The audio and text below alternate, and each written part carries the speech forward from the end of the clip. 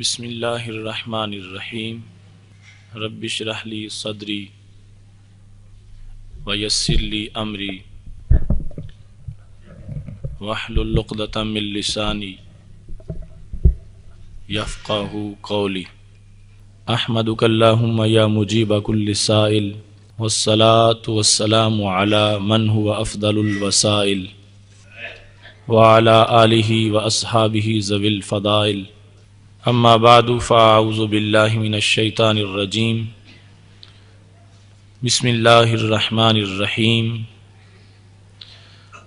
وأحل اللہ البیع وحرم الربا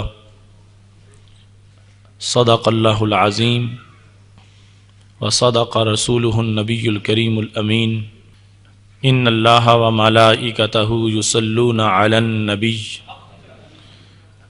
یا ایہا الذین آمنوا صلوا علیہ وسلموا تسلیما الصلاۃ والسلام علیک یا سیدی یا رسول اللہ وعلی آلک واصحابک یا حبیب اللہ مولاي صل وسلم دائما ابدا علی حبیبک خیر الخلق کلہم هو الحبیب الذی ترجى شفاعته لكل هول من الأهوال مقتحم يا أكرم الخلق مالي من ألوذ به سواك عند حلول الحادث العمم ربي صل وسلم دائما أبدا على حبيبك خير الخلق كلهم اللہ تبارک و تعالی جل جلالہ وعم نوالہ واتم برہانہ وعظم شانہ کی حمد و ثنا اور حضور پر نور شافع یوم النشور زینت عرشیاں شوکت فرشیاں حامی بے قسم قائد الانبیاء محبوب کبریا احمد مجتبیٰ جناب محمد مصطفیٰ صلی اللہ علیہ وآلہ واصحابہ وبارک وسلم کے دربار گہر بار میں ہدیہ درود و سلام عرض کرنے کے بعد وارثان منبر و محراب ارباب فکر و دانش نہایت ہی محتشم حضرات و خواتین، رب ذوالجلال کے فضل اور توفیق سے پرکیف لمحات میں ہم سب کو ادارہ صراط مستقیم کی طرف سے فہم دین کورس کے 15ویں درس میں شرکت کی سعادت حاصل ہو رہی ہے۔ میری دعا ہے خالق کائنات جل جلالہ سب کو قرآن و سنت کا فہم عطا فرمائے، قرآن و سنت کے ابلاغ و تبلیغ اور اس پر عمل کی توفیق عطا فرمائے۔ ہمارا آج کا موضوع بھی بہت اہم موضوع ہے، سود اور اس کی اقسام۔ رب ذوالجلال کے دربار میں دعا ہے کہ خالق کائنات جل جلالہ ہم سب کو سودی کاروبار کی نحوست سے محفوظ رکھے اور خالق کائنات جل جلالہ ہمیں اسلامی اقتصادیات کی برکات سے مالا مال فرمائے۔ قرآن مجید برہان رشید کی سورہ بقرہ کی آیت نمبر 275 میں نے آپ کے سامنے تلاوت کی۔ اس مقام پر تفصیل کے ساتھ خالق کائنات جل جلالہ نے حرمت ربا کو موضوع سخن بنایا ہے اور امت مسلمہ کو ہمیشہ کے لیے سود سے محفوظ رہنے کا حکم دیا ہے۔ خالق کائنات جل جلالہ کا فرمان ہے وَأَحَلَّ اللَّهُ الْبَيْعَ وَحَرَّمَ الرِّبَا۔ Allah has made trade lawful and he has made interest unlawful. خالق کائنات جل جلالہ نے بے کو حلال قرار دیا ہے اور رب ذوالجلال نے سود کو حرام قرار دیا ہے۔ قرآن مجید برہان رشید کی ایک آیت ہی ایک مسلمان کے لیے کسی حکم کے اس بات یا نفی کے لیے، امر یا نہی کے لیے کافی ہے، لیکن حرمت سود کو رب ذوالجلال نے مختلف مقامات پر مختلف طریقوں سے بیان کیا ہے، اور قرآن مجید کا اسلوب یہ ہے کہ ایمان کے بچاؤ کے لیے سود سے بچو۔ اگر اپنا ایمان بچانا چاہتے ہو تو پھر اپنے کاروبار کو سود سے بچا کے رکھو۔ خالق کائنات جل جلالہ اسی سورہ بقرہ کی آیت نمبر 278 میں یہ حکم موجود ہے اللہ کی طرف سے۔ رب کائنات فرماتا ہے یا ایھا الذین آمنوا اتقوا اللہ وذروا ما بقی من الربا ان کنتم مؤمنین، اے ایمان والو اللہ سے ڈرو اور جو سود باقی رہ گیا اس سے بچو، ان کنتم مؤمنین اگر تم ایماندار ہو۔ یہ حکم میرا رب کائنات فرما رہا ہے تمہارے ایمان کی وجہ سے ہے۔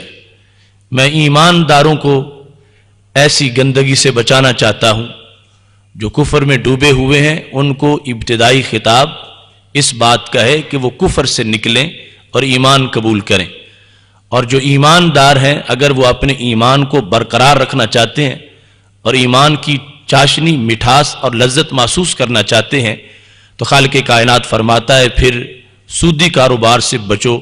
یہ بچنا سودی کاروبار سے حقیقت میں اپنے ایمان کو بچانا ہے اور ایمان کو محفوظ رکھنا ہے۔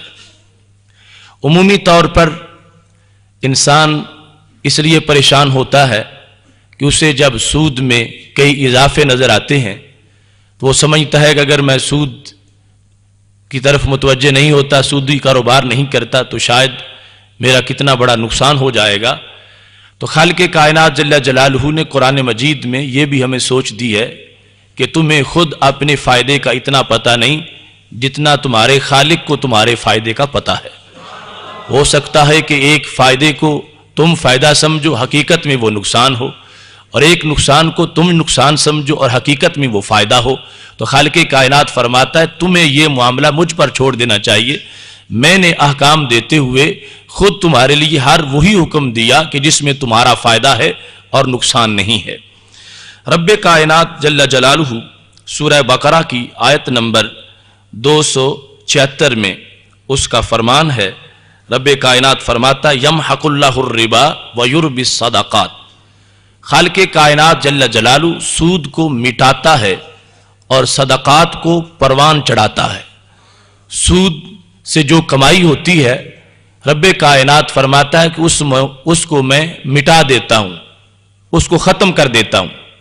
جتنا بھی اضافہ تم سمجھتے ہو اس میں، اور بظاہر جتنے بھی تمہیں آمدنی ہو رہی ہے، رب کائنات فرماتا ہے حقیقت میں وہ تمہارا خسارہ ہے، تمہیں محسوس نہیں ہوتا۔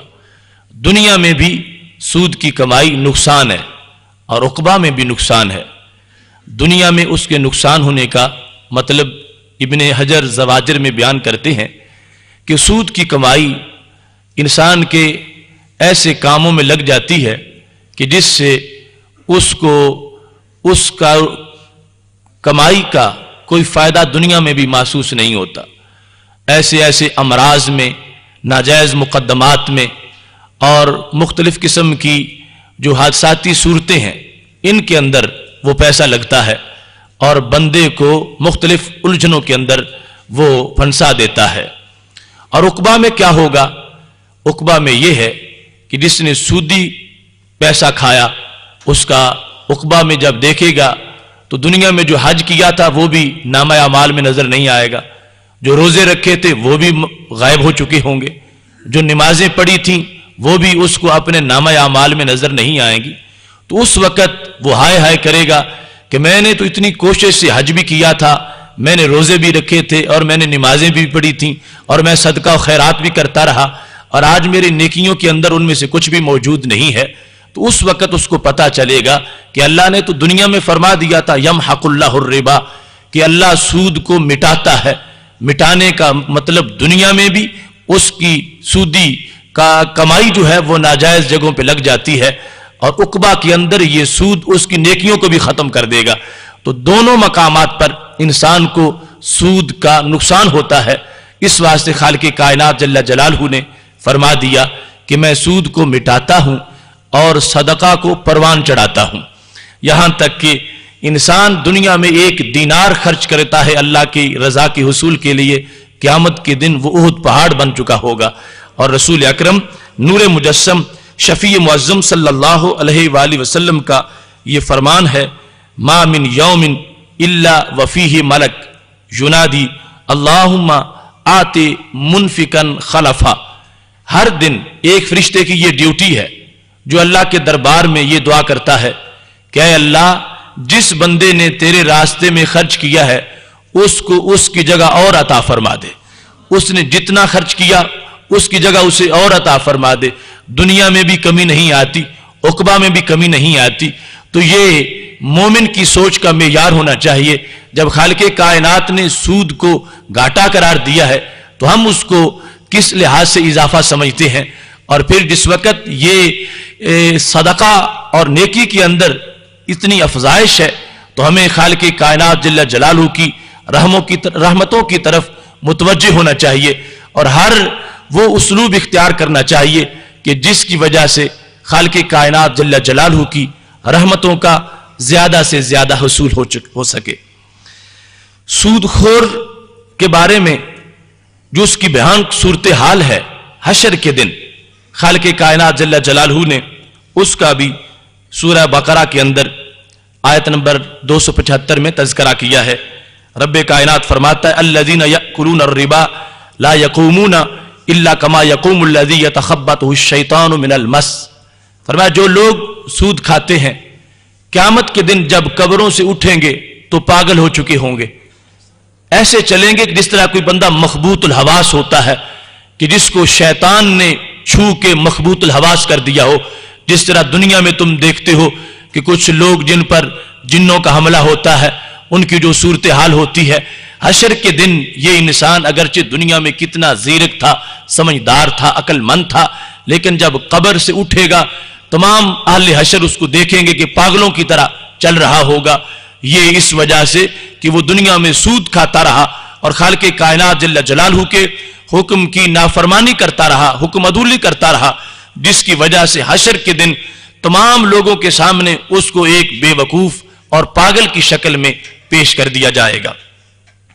قرآن مجید برہان رشید میں خالق کائنات جل جلالہ نے سود کھانے کے عمل کو اتنی بڑی جسارت قرار دیا ہے گویا کہ یہ اللہ تعالیٰ کے ساتھ جنگ کے مترادف ہے۔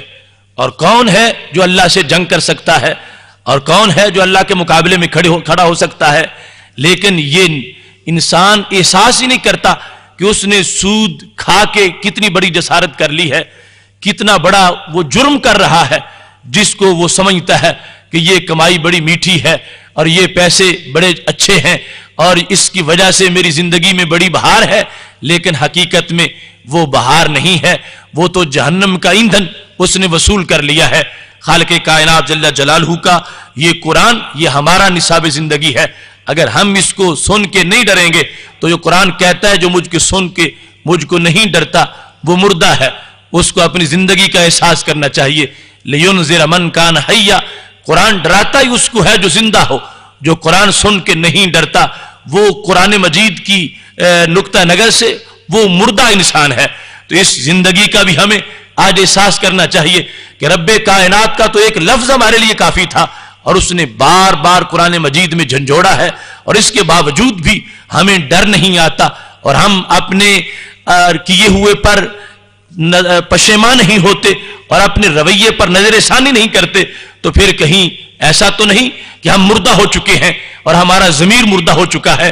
قرآن مجید کی یہ ہدایت دلوں پہ دستک دیتی ہے، یہ خود زندگی ہے، اور اس کو جو اچھی طرح سنتا ہے खालिक कायनात जल्ल जलालहू उसे दोनों जहां में चमक वाली जिंदगी अता फरमाता है।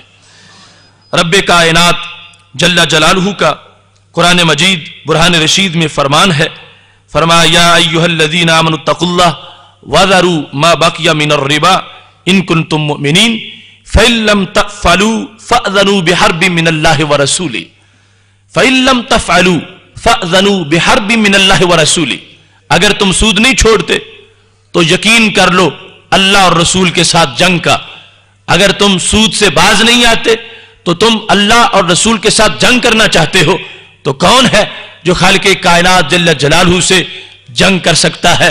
वो एक लम्हा से पहले पूरी कायनात को चाहे तो जमीन को उठा के आसमानों तक पहुंचा के पलट दे और नेस्तो नाबूद कर दे, उसके साथ किसकी जसारत है? ये आज भी अगर कोई सूदी कारोबार करके जिंदा है तो उसको ये मोहलत दे दी गई है रसूल अकरम नूर मुजस्सम शफी मुअज्जम सल्लल्लाहु अलैहि वसल्लम की रहमत की छतरी के सदके कि वो जल्द तौबा कर ले, बाज आ जाए और इस बदी से मुंह फेरता हुआ अल्लाह की रहमत के जलवों में आबाद हो जाए। ये जो उसको मोहलत दी जा रही है ये मोहलत तौबा के लिए, वरना पहली उम्मतों में ऐसे मामलात पर फौरन उनको रगड़ के रख दिया जाता था और उनके लिए मुआखजा बड़ा तेजी से आ जाता था।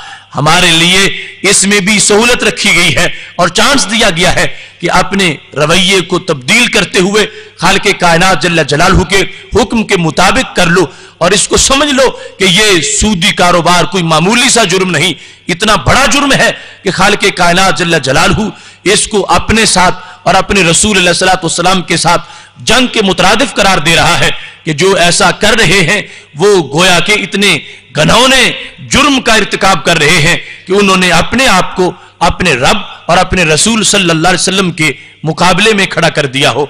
सोचने पे आए तो कौन ऐसा मुसलमान हो सकता है कि जो जंग का सोच भी सके, अल्लाह ताला से जंग का सोच भी सके?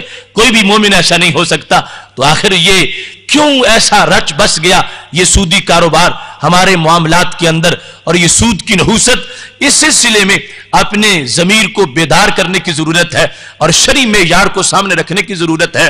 जो रब है हमारा जिसने हमें पैदा किया, उससे बढ़ के हमसे प्यार कौन कर सकता है और उससे बढ़ के शफकत किसकी ज्यादा हो सकती है? इतना शफीक रब अगर इसमें हमारा नुकसान होता हकीकी तौर पर तो कभी भी हमें हुक्म ना देता। वो हमारे फायदे के लिए हमें हुक्म दे रहा है कि सूद से बचो, बै को हमने तुम्हारे लिए जायज करार दे दिया है। तो मोमिन की ये शान है कि उसे किसी और की बात पर नहीं चलना चाहिए, अपने रब के फरमान को पेश नजर रखना चाहिए। तो खालिक कायनात जल्ल जलालहू या अय्युहल्लज़ीना आमनू के अल्फाज के साथ जब पुकार रहा है, बुला रहा है, तो कितने प्यार से बुला रहा है। उसने अपना नाम अपने बंदों को दे दिया। मोमिन तो उसका नाम है। वो कहता है मोमिनो ये जो मैंने सूद तुम पे हराम किया, तो देखो बोलते वक्त मैं तुमसे कितने प्यार से बोल रहा हूं।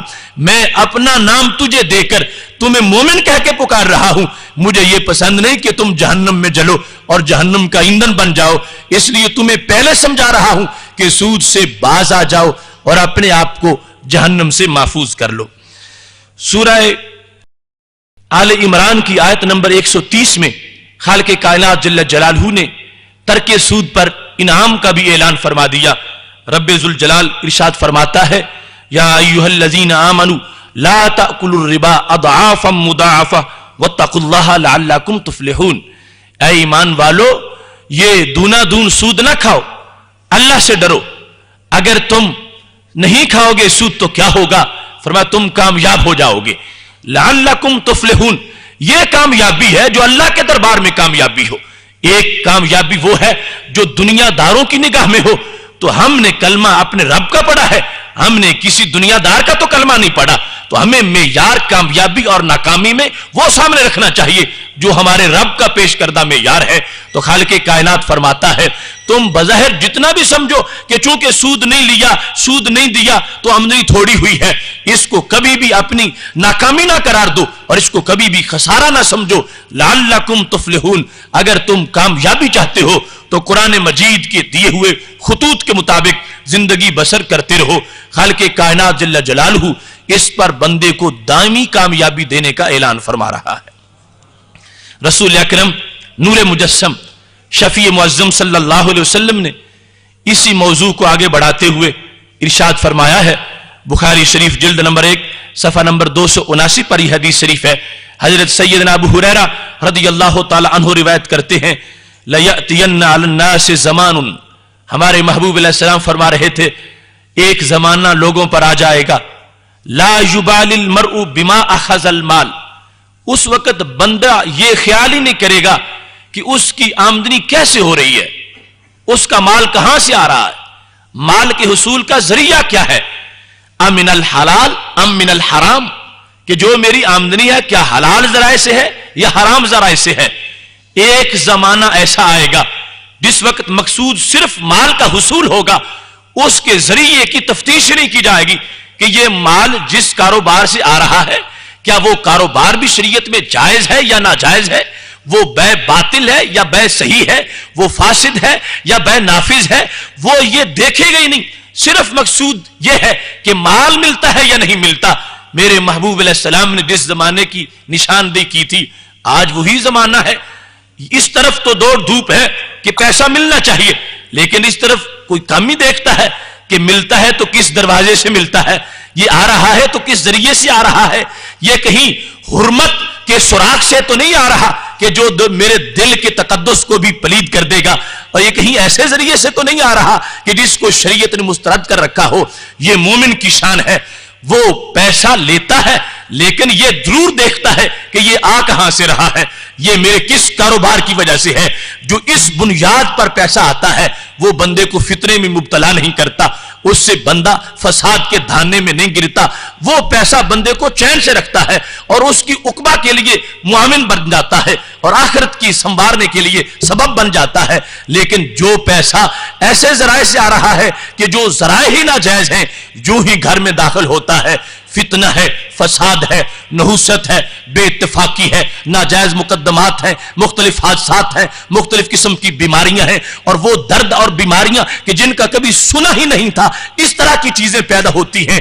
ये तमाम उस सूद की वजह से है कि जिसको खालिक़े कायनात जल्ल जलालहू ने और रसूल अकरम सल्लल्लाहु अलैहि वसल्लम ने उम्मत मुस्लिमा के लिए हराम फरमा दिया है। बल्कि सूद के अहकाम को कुरान मजीद से देखें तो लगता है कि यह किसी उम्मत में भी जायज नहीं था और हमेशा इसको हराम करार दिया गया है। सूरह निसा के अंदर यह भी है, अख़्ज़िहिमुर रिबा वक़द नुहू अन्हु, पहली उम्मतों का जिक्र करते हुए खालिक़े कायनात जब उनकी हलाकतों का जिक्र करता है कि वो तबाह बर्बाद क्यों हुए, फरमाया वो सूद लेते थे, वक़द नुहू अन्हु, हालांकि उनको मना किया गया था। तो सारी उम्मतों को ही इस बला से रोका गया और इस मुसीबत से बचाया गया और सूद को उनके लिए नाजायज करार दिया गया।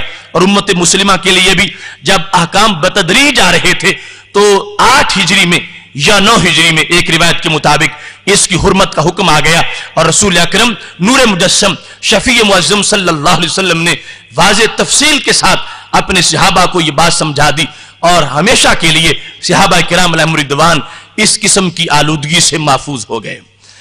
अब इस बात को देखना है कि यह सूद कि जिसके बारे में इतनी वाज़े नुसूस मौजूद हैं, यह है क्या चीज और इसकी अक़साम कितनी है। सूद कुरान मजीद के लफ्ज रिबा का तर्जमा है, जिसको इंग्लिश में इंटरेस्ट कहते हैं। रिबा का लुग़वी माना है बढ़ना। अरबी जुबान में जब यह लफ्ज इस्तेमाल होता है तो अफजाइश के बारे में खालिक़े कायनात फरमाता है, फ़इज़ा अंज़लना अलैहल माअ अहतज़्ज़त वरबत, कि जब हमने जमीन पर पानी नाजिल किया सब्जा उगा और बढ़ता चला गया। रबत वो बढ़ा, उसमें इजाफा हुआ। तो रिबा का लुग़वी माना है इजाफा होना, बढ़ना। ये लुग़वी तौर पर इसकी हकीकत है।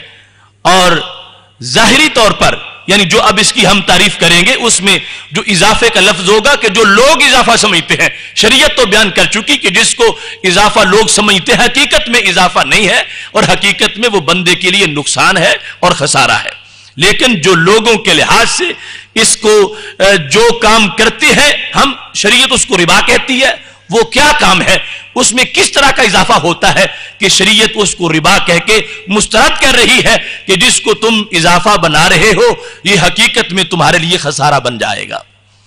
शरीयत की जुबान में दस्तूरुल उलमा जिल्द नंबर 2 सफ़ा नंबर 128 पर जुज़ नंबर 2 के अंदर اس بات کو ذکر کیا گیا ہے فی الشرع فضل مال بلا عوض فی معاودات مال بمال، کہ جس وقت مال کا مال سے عقد ہو رہا ہو، مال کا مال سے سودا ہو رہا ہو، ایک طرف مال زیادہ ہو اور دوسری طرف مال تھوڑا ہو، اور مال کا تعلق بھی ان چیزوں سے ہو جو مکیلی ہے یا موزونی ہے، تو ایک طرف جو اضافہ ہے اس کے عوض میں دوسری طرف سے کچھ بھی نہ ہو تو اس کو شریعت کے اندر ربا کہا جاتا ہے۔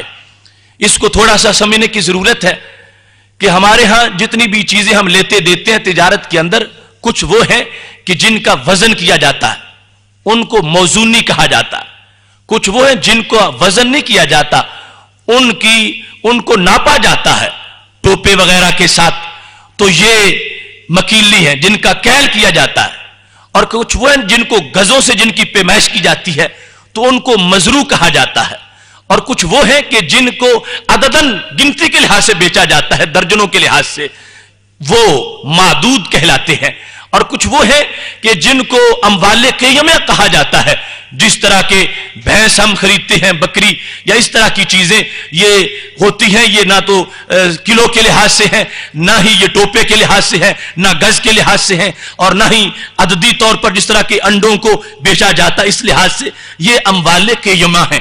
تو یہ 5 قسم کے تقریباً اموال ہیں۔ سود کے لیے یہ شرط ہے کہ سود ان اموال میں بنے گا، یہ زیادتی کے لحاظ سے جو سود ہے، سود کی ابھی ہم جو اقسام بیان کریں گے اس میں یہ تفصیل سے آ جائے گا کہ سود کے اندر پہلی قسم ہے جس کو ربا الفضل کہتے ہیں، اضافے والا سود۔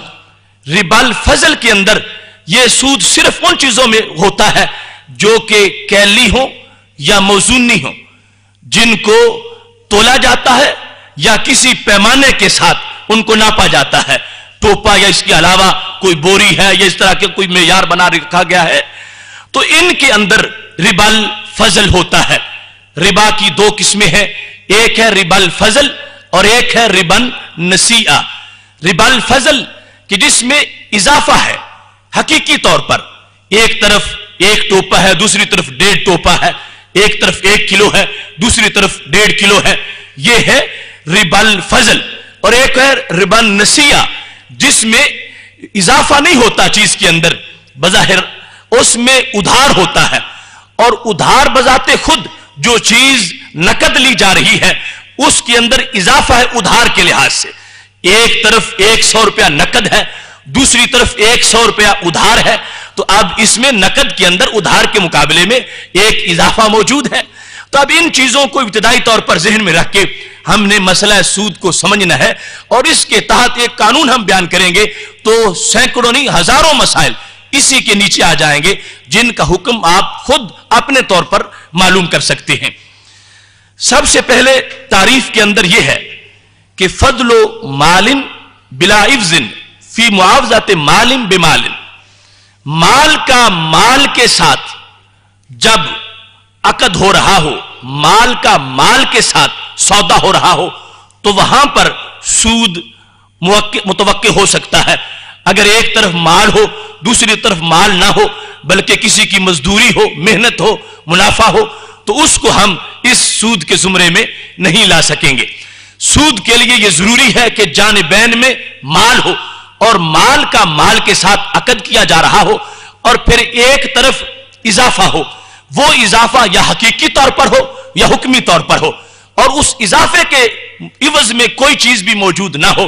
حقیقی طور پر جس طرح 1.5 کلو اور کلو کا آپس میں ایک طرف 1.5 کلو گندم ہے دوسری طرف 1 کلو گندم ہے، تو یہ مال کا مال کے ساتھ عقد ہو رہا ہے، اور ایک طرف زائد ہے ½ کلو، اس کے مقابلے میں دوسری طرف کچھ بھی نہیں ہے، چونکہ کلو کلو تو آپس میں برابر ہو گیا، ایک نصف کلو زائد ہو گیا، اور نصف کلو جو ہے یہ زیادتی حقیقی طور پر ہے، اور دوسری طرف کیا ہوگا کہ زیادتی حقیقی طور پر نہ ہو، حکمی طور پر ہو، ایک طرف بھی کلو گندم ہے دوسری طرف بھی کلو گندم ہے، لیکن ایک طرف کلو گندم ابھی پیش کی جا رہی ہے، دوسری طرف 2 مہینے کے بعد پیش کی جائے گی، تو یہاں بھی اضافہ ہے، یہ بھی سود ہے، یہ اضافہ حکمی طور پر ہے۔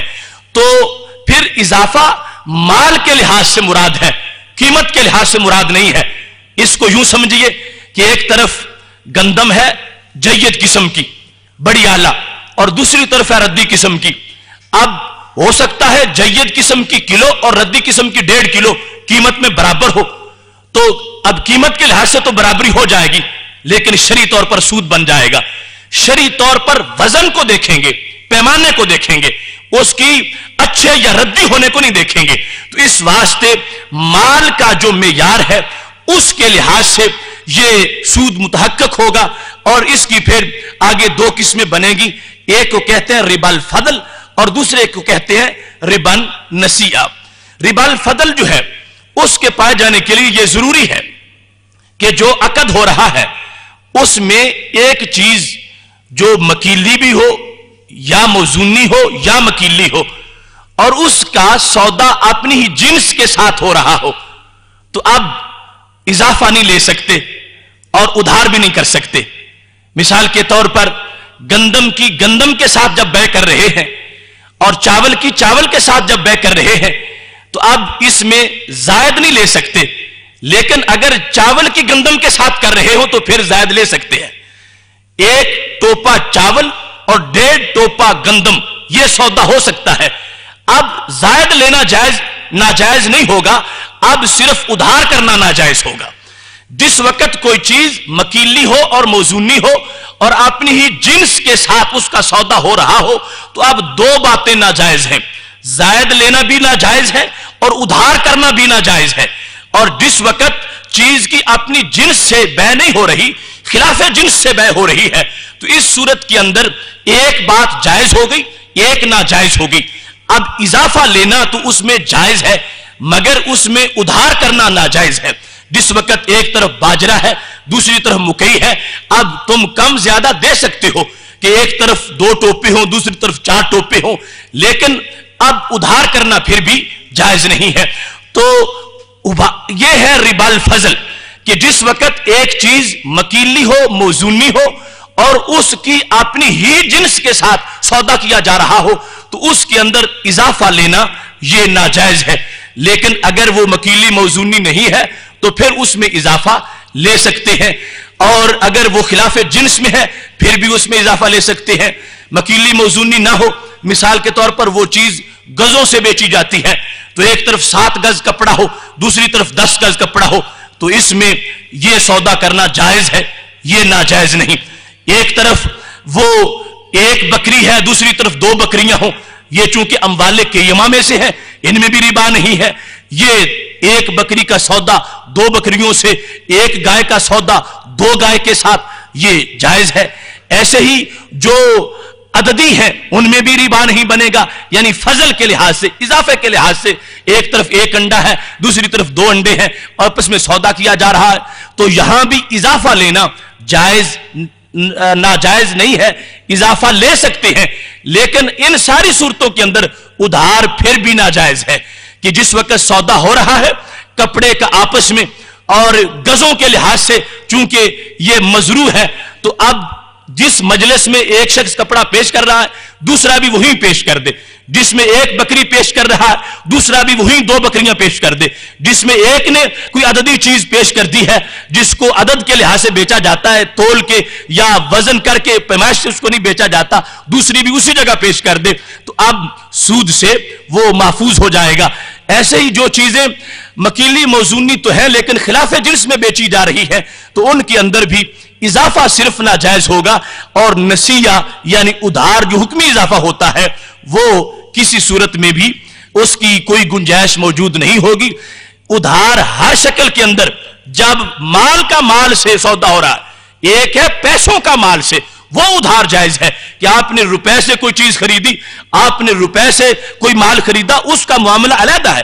ये बहुत छोटी छोटी बातों से बड़ा बड़ा फर्क जाहिर हो सकता है कि आप सिर्फ यही ज़हन में बिठा लें कि बार बार उधार का कह रहे थे, उधार सूद बन जाता है, उधार सूद बन जाता है, तो ये उस वक्त है जब माल का माल के साथ, माल से मुराद वो है कि जिसको बतौर समन या कीमत के पेश नहीं किया जाता उर्फ आम के अंदर, वो है गंदम की गंदम के साथ बै, और इसके अलावा चांदी की चांदी के साथ, सोने की सोने के साथ, नमक की नमक के साथ, इस तरह की मुख्तलिफ चीजें जो हैं ان کے لحاظ سے بیان کر رہا ہوں کہ جس وقت یہ ہم سودا کر رہے ہوں گے تو اس کے اندر اگر وہ چیز مکیلی یا موزونی ہے اس کو اپنی جنس کے ساتھ بیچا جا رہا ہے تو پھر دو باتیں ناجائز ہیں.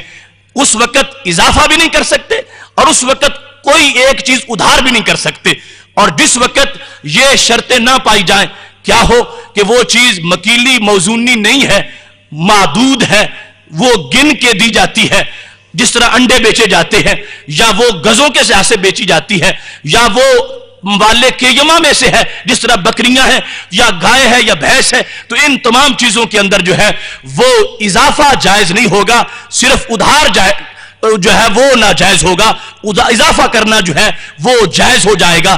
ایک بکری کی دو بکریوں سے بے, اس طرح ایک انڈے کی دو انڈوں کے ساتھ بے, اس طرح جس وقت آپس میں جنس بدل جائے گی, ایک طرف گندم ہے دوسری طرف چاول ہے, تو یہ ساری اضافے کی شکل میں بھی جائز ہے, اضافہ کیا جا سکتا ہے, لیکن ان میں سے کسی کے اندر بھی ادھار کرنا جائز نہیں ہے. ایک ہی مجلس کے اندر دونوں چیزوں کو رکھنا لازم ہے, تب بندہ سود سے بچ سکے گا, ورنہ کسی نہ کسی جہت سے سود پایا جائے گا, یا اضافے کی شکل میں پایا جائے گا اور یا پھر ادھار کی شکل میں پایا جائے گا.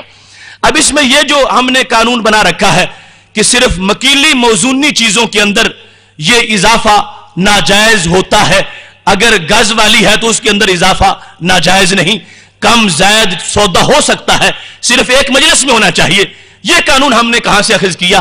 تو یہ رسول اکرم نور مجسم شفیع معظم صلی اللہ علیہ وسلم کا بتایا ہوا معیار ہے, اور اس معیار کے مطابق ہم نے جس وقت ان چیزوں کو دیکھا کہ رسول اکرم صلی اللہ علیہ وسلم نے ایک حدیث میں 6 چیزیں بیان کی ہیں اور 6 چیزیں جو ہے وہ ایک وجہ میں مشترک تھیں, تو ہم نے اس سے یہ علت ماخوذ کر لی کہ جہاں جہاں یہ علت پائی جائے گی وہاں سود پایا جائے گا, اور وہاں جہاں نہیں پائی جائے گی وہاں سود نہیں پایا جائے گا.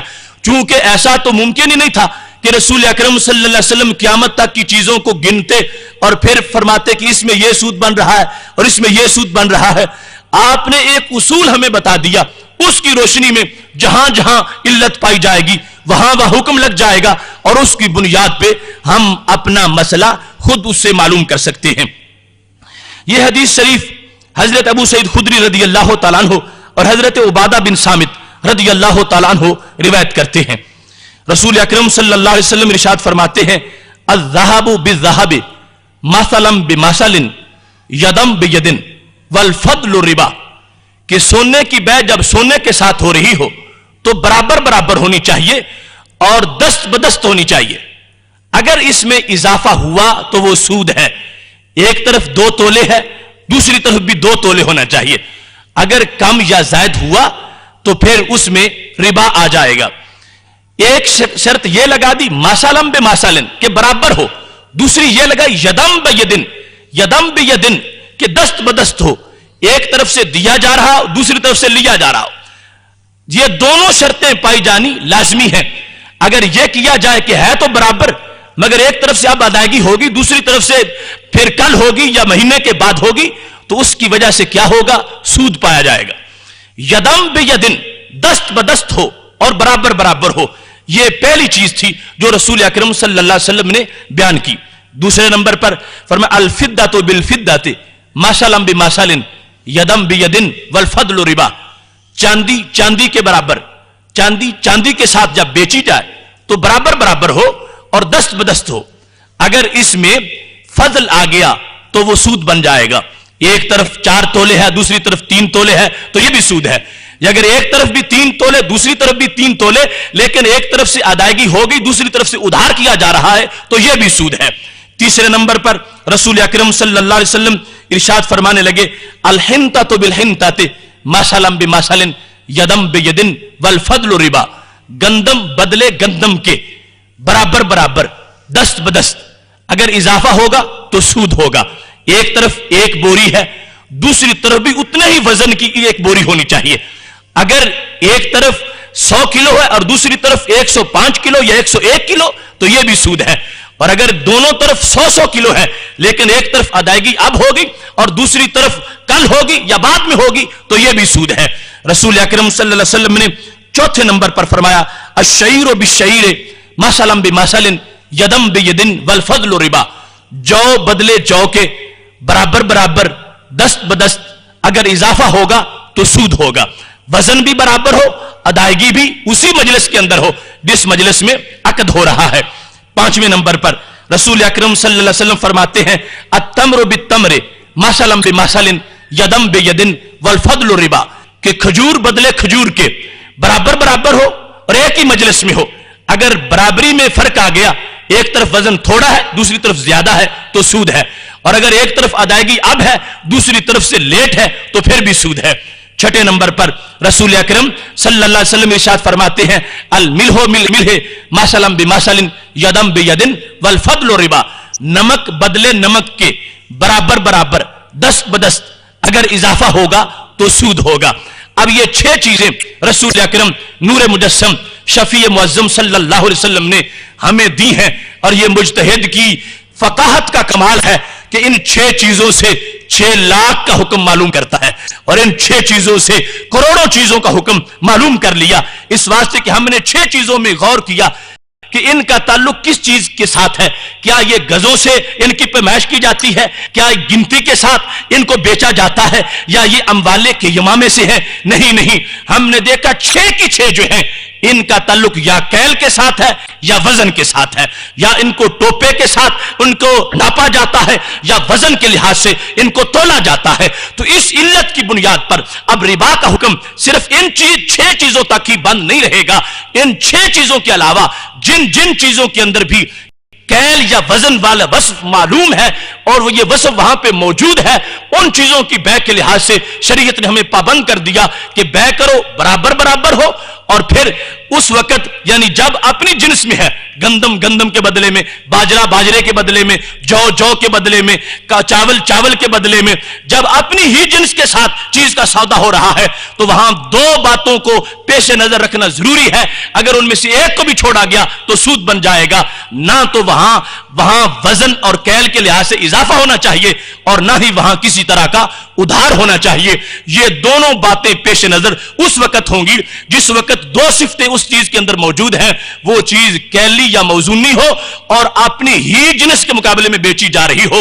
और अगर ये सिफ्तें चीज में मौजूद नहीं तो फिर इजाफा तो जायज हो जाएगा और उधार फिर भी नाजायज रहेगा। मिसाल के तौर पर वो चीज मकीली मौजूनी नहीं है, गजों वाली है, तो इजाफा अब जायज हो गया लेकिन उधार फिर भी नाजायज है। ऐसे ही गंदम को जौ के बदले में बेचा जा रहा है या गंदम को चावल के बदले में बेचा जा रहा है, अब इजाफा जायज हो गया। तुम बोरी दे के 2 बोरियां भी ले सकते हो और बोरी दे के 4 बोरियां भी ले सकते हो, लेकिन उधार अब भी नाजायज है, उधार नहीं होना चाहिए। तो ये एक मुख्तसर सा जायजा है इस मसले पर, जिसको अगर आप अच्छी तरह ज़हन नशीन कर लें तो आप हजारों चीजों के हुक्म खुद इस कानून से मालूम कर सकते हैं।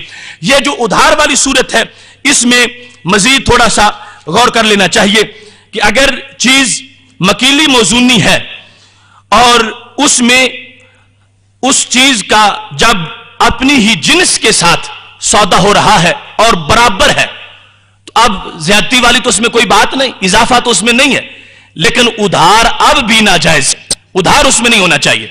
इसके बाद चीज मकीली और मौजूनी हो और उसके अंदर इजाफा भी हो, एक तरफ गंदम है दूसरी तरफ 1.5 टोपा है, तो अब उधार अब भी नाजायज है। जिस तरह के वैसे इजाफा नाजायज है उधार भी नाजायज है। ऐसे ही अगर चीज जो है वो गैर मकीली मौजूनी है उसके अंदर फिर भी उधार जो है वो नाजायज रहेगा। जिस तरह के मजरूआत और मादूदात के लिहाज से हुक्म बयान किया, वो चीजें कि जिनको गिनती के लिहाज से दर्जनों के लिहाज से बेचा जाता है उनमें इजाफा आपस में बै करते हुए या किसी और चीज के साथ उनकी बै करते हुए इजाफा जो है वो जायज हो जाएगा, मगर उधार फिर भी नाजायज रहेगा। सूद वाली बहस के अंदर यह बात पेश नजर रखनी चाहिए जिसका मैंने तमहीद में जिसकी तरफ इशारा किया, जय्यदुहा व रद्दीहा सवाउन। यह हदीस शरीफ है कि जय्यद और रद्दी सूद के मामले में बराबर हैं। यानी एक तरफ गंदम है बड़ी आला किस्म की और दूसरी तरफ रद्दी किस्म की, इतनी कि आला किस्म की गंदम के 1 टोपे से या आला किस्म की गंदम के 1 किलो की कीमत से रद्दी 2 किलो खरीदी जा सकती है। तो अब आप यह कहें कि एक तरफ وہ گندم 1 کلو رکھ لیں اور دوسری طرف ردی 2 کلو رکھ لیں، ایسا کر لیں تو یہ ناجائز ہے. اس میں وزن کو دیکھا جائے گا، ردی یا جید ہونے کو نہیں دیکھا جائے گا. اس سلسلہ میں ایک تو یہ حدیث ہے جیدھا و ردیھا سواء، دوسری طرف حدیث شریف ہے کہ رسول اکرم نور مجسم شفیع معظم صلی اللہ علیہ وسلم تشریف فرما تھے. خیبر سے ایک شخص کھجوریں لے کے آ گیا، بخاری و مسلم دونوں میں یہ حدیث شریف موجود ہے. جس وقت اس نے کھجوریں پیش کی تو بہت عمدہ قسم کی کھجوریں تھی. تو میرے محبوب علیہ الصلوۃ والسلام نے تقیہ کلام کے طور پر مسئلہ سمجھانے کے لیے پوچھ لیا، اکلو تمارے خیبر ہاکذا، کیا خیبر کی ساری کھجوریں اس طرح کی ہیں؟ بڑی عمدہ کھجوریں ہیں، کیا وہاں ردی کھجوریں نہیں ہوتی؟ تو صحابی کہنے لگے یا رسول اللہ صلی اللہ علیہ وسلم، ردی بھی وہاں پر ہوتی ہے اور اتنا فرق ہے ردی کھجور کا اور عمدہ کھجور کا. انا لناخذ الصاع من ھذا بالصاعین، یہاں تک کہ ہم یہ کھجور دے کے 1 سا، سمجھنے کے لیے 1 کلو دے کے ہم وہ 2 کلو لے لیتے ہیں. اتنا فرق ہے ردی کا اور غیر ردی کا. یہ جو میں دکھا رہا ہوں یہ ہم دے کے اس کی طرح کی ڈبل بھی لے لیتے ہیں. تو میرے نبی علیہ السلام نے فرمایا اس طرح نہ کرو. جس وقت صحابی یہ کہنے لگے کہ یہ عمدہ کھجور جو ہے اس کو ہم دیتے ہیں اور ردی اس سے ڈبل لے لیتے ہیں، تو میرے محبوب علیہ السلام نے فرمایا یہ سود ہے، وزن برابر رکھنا پڑے گا، عمدہ اور جید کا لحاظ جو ہے وہ اس میں نہیں کیا جائے گا. فرمایا لا تفعلوا، ایسا مت کرو. اگر تم کو مجبوری ہے کہ عمدہ تھوڑی ہے اور گزارا زیادہ دن کرنا ہے اور کہتے ہو کہ ردی مل جائے، کھجور تو ہوگی اور زیادہ دن گزر جائیں گے، تو میرے محبوب علیہ السلام فرمانے لگے میں طریقہ بتاتا ہوں، اس کے مطابق اپنا گزارا کرتے رہنا. کس طرح؟ فرمایا بالجمع بالدراہم ثم ابتع بالدراہم جنیبا. اس طرح کرو کہ تم پہلے وہ جو ردی ہے، اگر تمہارے پاس ردی ہے اور لینا اچھی چاہتے ہو تو ردی کو درموں کے بدلے میں بیچو، اس کا ویسا سودا کرو، اور جتنے اس کے درم تمہیں کمائی بن جائے، درم مل جائے، ان کی اب اچھی خرید لو. اور ایسے ہی اگر اچھی تمہارے پاس ہے اور ردی لینا چاہتے ہو تو اچھی کو درموں کے بدلے میں بیچو اور ان درموں سے پھر دوسری قسم کی کھجوریں خرید لو. قربان جاؤں رسول اکرم نور مجسم شفیع معظم صلی اللہ علیہ وسلم کی شفقتوں پہ آپ نے یہ دنیا کے معاملات کس طرح ہمارے لیے حل کر کے دکھا دیے ہیں. اب اس اسلام پہ کوئی شکوہ کرے کہ اس کا تعلق صرف مسجد کے ساتھ ہی ہے اور اس کا تعلق صرف محراب کے ساتھ ہی ہے، نہیں نہیں، اس کا تعلق تو زندگی کے ہر شعبے کے ساتھ ہے اور ہر معاملے کے ساتھ ہے. اور یہ اس وقت تک راضی نہیں ہوتا جب تک ہر معاملہ اس کی مرضی کے مطابق نہیں چلایا جاتا. اب دکان پہ بیٹھے ہوئے ایک گاہک ہے، ایک دکاندار ہے، وہ سمجھتے ہیں گاہک بھی راضی ہے میں بھی راضی ہوں، اب ناراض کون ہوگا؟ اسلام کہتا ہے مجھ سے بھی پوچھو نا میں بھی راضی ہوں یا نہیں ہوں.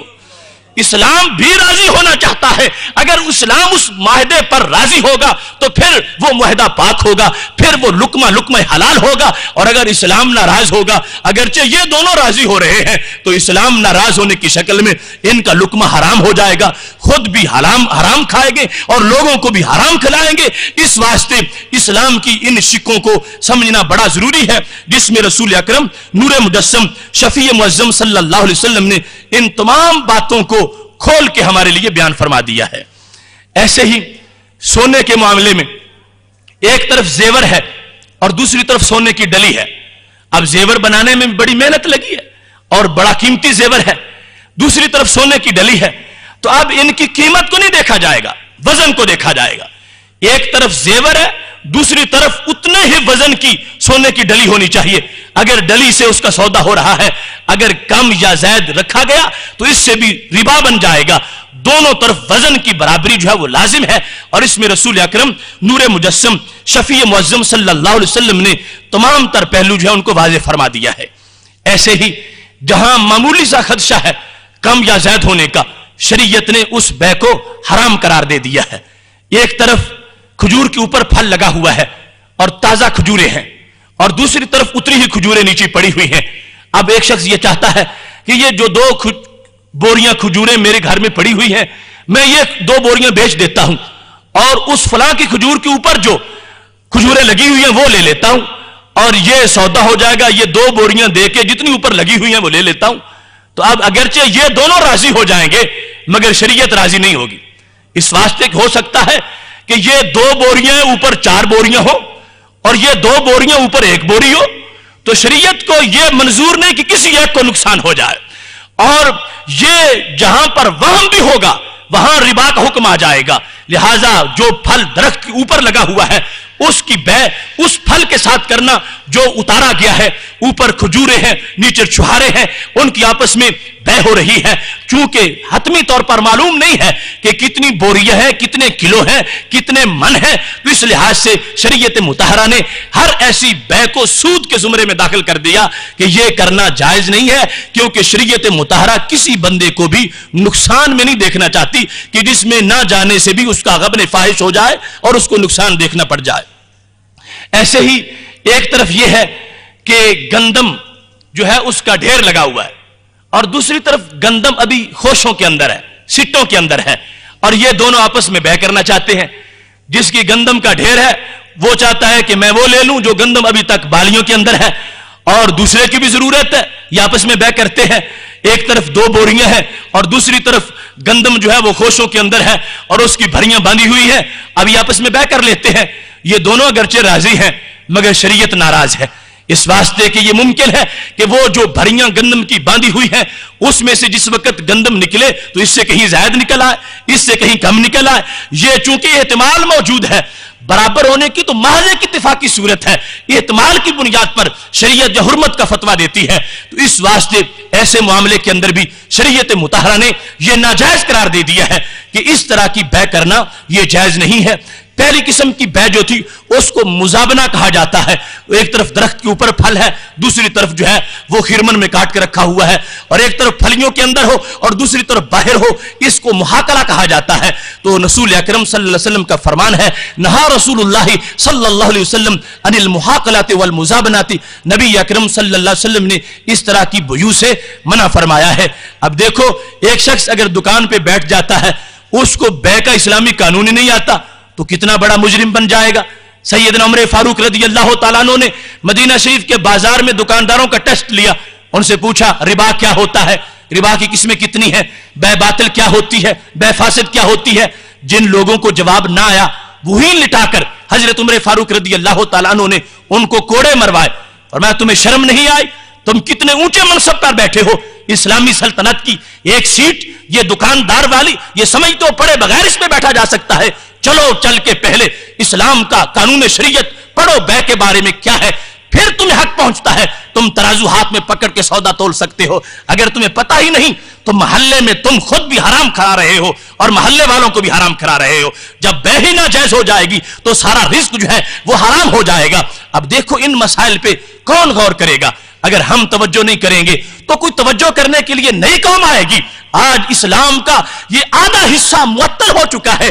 آج اسلام کی یہ شک جو ہے اس پر کوئی توجہ ہی نہیں کر رہا, اور یہ معاملہ ایسا ہے کہ اگر اس پہ توجہ نہ ہوئی تو نمازیں بھی رائے گاہ ہو جائیں گی, اگر سود چلتا رہا تو روزے بھی ضائع ہو جائیں گے. لہٰذا ہمیں اپنے معاملاتی شعبے میں بھی گریبان میں جھانک کے دیکھنا چاہیے کہ ہم اسلام کی برکت سے کتنے دور جا چکے ہیں اور کتنی نحوستیں ہمارے دائیں بائیں کاروباری معاملات کے اندر داخل ہو چکی ہیں. ان تمام نحوستوں سے اپنے کاروبار کو پاک اور صاف کرنا یہ بھی وقت کا ایک چیلنج ہے ہمارے لیے. ہم اس کو قبول کریں اور ہم اس کے لیے کوشش کریں اس انداز میں کہ ہمارا ہر معاملہ جو ہے وہ شریعت مطہرہ کی روشنی میں ہو. جہاں بائع اور مشتری بھی راضی ہو رہے ہوں وہاں شریعت بھی راضی ہو, اللہ تعالیٰ اور رسول اللہ صلی اللہ علیہ وسلم بھی راضی ہو رہے ہوں. ایسے معاملے کے اندر نبی اکرم نور مجسم شفیع معظم صلی اللہ علیہ وسلم کے 2 فرامین اب اس بحث کی آخر میں پیش کرتا ہوا گفتگو سمیٹوں گا. اگرچہ یہ موضوع ایسا ہے کہ یہ گھنٹوں کا نہیں سالوں کا موضوع ہے, اور اس میں یعنی یہ تو بالکل ابتدائی تھوڑی سی گفتگو کی, اور اس کے جو شعبہ جات ہیں بہت زیادہ ہے, اور ان کے اندر مسائل کا استخراج, اس کے دلائل, اور یہ بڑی طویل بحث ہے. لیکن آج جس ماحول میں ہم دھکیلے جا چکے ہیں اس سے نکلنے کے لیے ہمیں قرآن و سنت کی ان تشریحات کو سامنے رکھ کے غور کرنا چاہیے کہ ہم کتنے باہر ہیں, کتنے ڈوب چکے ہیں, اور جو ڈوبے ہوئے ہیں ان کو ہم نے نکالنا کیسے ہے, خود نکلنا کیسے ہے. یہ لمحہ ہمارے لیے اس محاسبے کا ہے کہ رمضان المبارک کے اس برکت والے ماحول میں دل نرم ہو چکے ہیں. ویسے تو کبھی طبیعت میں فرعونیت ہوتی ہے, کبھی نمرودیت ہوتی ہے. شاید کوئی ایسی باتوں کو سمجھنے سے کہے کہ یہ مسئلے ان مولویوں نے کہیں سے بنا لی, ہمیں لقمہ بھی نہیں کھانے دیتے, اتنی پابندیاں لگا رہے ہیں. خدارا یہ مولویوں کے مسئلے نہیں ہیں, یہ اللہ اور رسول کا پیغام ہے, اور میں نے پڑھ کے بحیثیت وکیل آپ کو سنایا ہے. اور یہ ہماری مشترکہ ذمہ داری ہے کہ ہم نے جو کلمہ پڑھا ہے اس کلمے کا ہم سے تقاضا ہے کہ ہمارا لقمہ حلال ہونا چاہیے, ہمارا لقمہ پاک ہونا چاہیے, ورنہ ہم میں اور یہودیوں اور عیسائیوں میں اور کافروں اور مشرکوں میں اس دنیاوی معاملے میں فرق کیسے رہ جائے گا؟ آخر وہ دنیا کرتے ہیں تو صرف دنیا کرتے ہیں, ہم تو دنیا میں بھی دین کرنے والے ہیں. تو پھر دنیا وہ ہونی چاہیے کہ جس کو دین نے پناہ دے رکھی ہو. ابو داؤد شریف میں یہ حدیث شریف ہے, رسول اکرم صلی اللہ علیہ وسلم فرمانے لگے, حضرت ابو عبداللہ بن مسعود رضی اللہ تعالیٰ عنہ اس کے راوی ہیں, میرے محبوب علیہ الصلوۃ والسلام کا فرمان ہے, لعن رسول اللہ صلی اللہ علیہ وسلم آکل الربا وموکلہ وشاہدہ وکاتبہ. لعنت کی رسول اکرم صلی اللہ علیہ وسلم نے کس پر؟ سود کھلانے والے پر, اور سود کھانے والے پر, اور سودی کاروبار کا گواہ بننے والے پر, اور سودی کاروبار کو لکھنے والے پر. چاروں الفاظ, آکل, موکل, شاہد, کاتب. جو سود دیتا ہے اس پر بھی, جو لیتا ہے اس پر بھی, اور جو اس کا گواہ بنتا ہے اس پر بھی, اور جو قلم سے ان کا معاہدہ لکھ رہا ہے, حساب لکھ رہا ہے, اس پر بھی. اب یہ رسول اکرم نور مجسم شفیع معظم صلی اللہ علیہ وسلم کا فرمان ہے, جو دنیا میں آئے رحمت بن کے ہیں, آخر کتنے دکھ کے ساتھ انہوں نے لعنت کی ہوگی. وہ جو پیغام رحمت بن کے آئے ہیں, جو رحمت للعالمین ہے, جو جاننے رحمت ہے, جن کی ہر ادا رحمت ہے, آخر اتنا کیوں غصے میں آ گئے, اور اتنا کیوں دکھ ان کو ہوا, اور یہ الفاظ کیوں بول دیے؟ لعن رسول اللہ صلی اللہ علیہ وسلم, سرکار نے لعنت کی جو سراپا رحمت ہے. لعنت کے الفاظ سے واضح کر رہے ہیں کہ اگر کوئی ایسا شخص کر رہا ہے ایسی بات, تو وہ پھر میری رحمتوں کی امید کس وجہ سے رکھتا ہے؟ اس نے مجھے تنگ کیا, اس نے میرے خلاف اعلان جنگ کیا, اس نے میرے رب کے خلاف اعلان جنگ کیا, اور ہمیں وہ اکڑتا رہے, اور ہمیں جنگ کا اعلان کرتا رہے, اور ہم پھر بھی اس پر رحمت برساتے رہے. فرمایا میں خود اس کے لیے دعائیں نقصان کر رہا ہوں. لعن رسول اللہ صلی اللہ علیہ وسلم, نبی علیہ الصلوۃ والسلام لعنت فرما رہے ہیں, اور شخصی نہیں, مبہم الفاظ کے اندر شخصی لعن جو ہے وہ اس کو ناجائز شریعت میں قرار دیا گیا ہے. آکل جو بھی ہو, کھلانے والا, کھانے والا, لکھنے والا, گواہ بننے والا. اب اپنا ماحول دیکھ لو, دائیں بائیں کو دیکھو کہ کون بچتا ہے, کون نہیں بچتا, کس نے اپنے دامن کو بچا رکھا ہے, اور کون ڈوب چکا ہے. رب کعبہ کی قسم ہے, اگر آج ہم نے نہ سوچا تو پھر کب سوچیں گے؟ کب یہ آسمان سر سے ہٹ جائے اور زمین قدموں سے نکل جائے, ہمیں پھر لمحہ ہی نہ ملے سوچنے کا. آج اپنے دل کے تمام گوشوں میں جھانک کے دیکھو, اپنے اقتصادیات کی پوری طرح تفتیش کرو.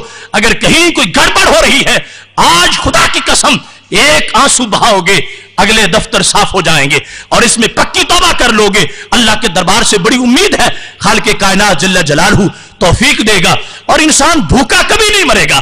اس نے خود رزق کے وعدے کیے ہوئے ہیں. اس واسطے اس سود کی نحوست سے بچنے پکا عزم کرنا چاہیے. اور یہ بھی سمجھو کہ انسان سمجھتا ہے کہ میں کوئی غلطی نہیں کر رہا. ایک طرف تو اللہ اور رسول اللہ علیہ السلام کے خلاف جنگ کا اعلان ہے, اور دوسری طرف وہ کام ہے کہ جس کو اپنے طور پر یہ لفظوں میں بیان کرنا بھی پسند نہیں کرتا. رسول اکرم نور مجسم شفیع معظم صلی اللہ علیہ وسلم کا فرمان ہے, حاکم نے مستدرک میں اس کو روایت کیا ہے, حضرت عبداللہ بن مسعود رضی اللہ تعالیٰ عنہ راوی ہیں. میرے محبوب علیہ السلام فرمانے لگے, الربا 73 درجہ شعبہ. فرما ربا کے, سود کے 73 شعبے ہیں. امہ, ان 73 میں سب سے ہلکا شعبہ یہ ہے کہ بندہ اپنی والدہ سے شادی کر لے. این کی ہر راجلو امہ, ان 73 شعبوں میں سے بڑے بڑے بھاری شعبے ہیں جن میں بڑا بڑا گناہ ہوتا ہے, لیکن سب سے ہلکا گناہ یہ ہے کہ بندہ اپنی والدہ سے شادی کر لے, اپنی والدہ سے نکاح کر لے. اب کون ہے جو ایسا کرتا ہو؟ کون ہے جو ایسا سوچ بھی سکتا ہے کہ اپنی والدہ کے ساتھ وہ یہ تعلق قائم کرے؟ ایسا خیال بھی نہیں کر سکتا, اس کو شرم آتی ہے. تو آخر نبی علیہ السلام نے جو فرمایا تو اس کے بارے میں بھی سوچنا چاہیے. محبوب علیہ السلام فرما رہے ہیں احساس کو بیدار کرو, ہمارے خلاف جنگ کا چیلنج تم نے کیا, اور پھر اتنا بڑا گھناؤنا جرم ہے کہ ماں کے ساتھ شادی کے مترادف جب کام ہو رہا ہو اور اس کو سمجھے بندہ کی نہیں معیشت ہے, گزارا کرنا ہے, ویسے کیسے ہو سکے گا. میرے بھائیوں نہیں, گزارا اللہ کے فضل سے ضرور ہوتا رہے گا. جڑیں کھینچ کے کاٹ ڈالو اس سودی نظام کو, رب کائنات کا وعدہ ہے وہ خود اپنی رحمتوں کے دروازے کھول دے گا. وآخر دعوانا ان الحمد للہ رب العالمین.